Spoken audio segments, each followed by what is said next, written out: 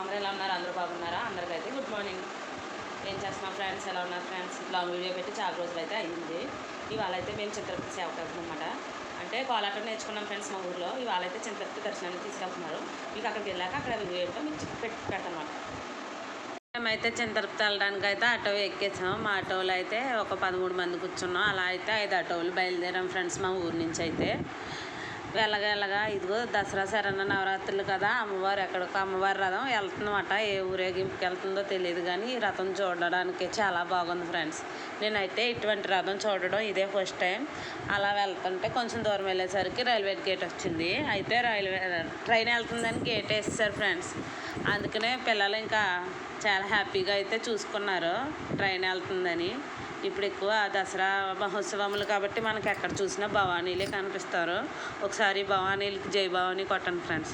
తర్వాత అయితే ఆటో ఎక్కడానికి వచ్చాం. ఆటోలో మా పిల్లలు చూడండి ఒక్కొక్కరు ఒక్కొక్క పోజు కొడుతున్నారు. తర్వాత అయితే చింతరపుత అయితే రీచ్ అయిపోయాం. చింతరపుత దగ్గరలోకి వచ్చేసాం ఫ్రెండ్స్. ద్వారం అయితే వచ్చేసింది. నెక్స్ట్ చింతరపుత దర్శనం అయితే చేసేసుకుని వచ్చాక మా చిన్న అబ్బాయి ఫోటోలు దిగుతున్నాడు అనమాట. చూడండి ఎలా నడుపుతున్నాడు.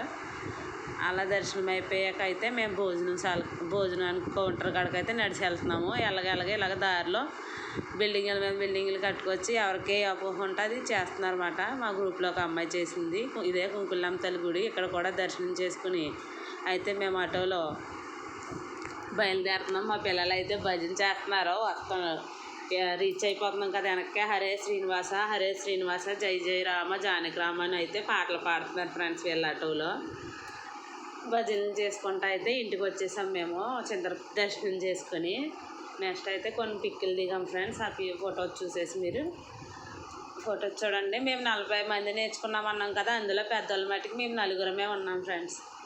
ఈ వీడియో కనుక నచ్చినట్లయితే లైక్ చేసి షేర్ చేసి సబ్స్క్రైబ్ చేసుకోవడం మర్చిపోకండి. ఇదే మాది హరే శ్రీనివాస కోలాట బృందం.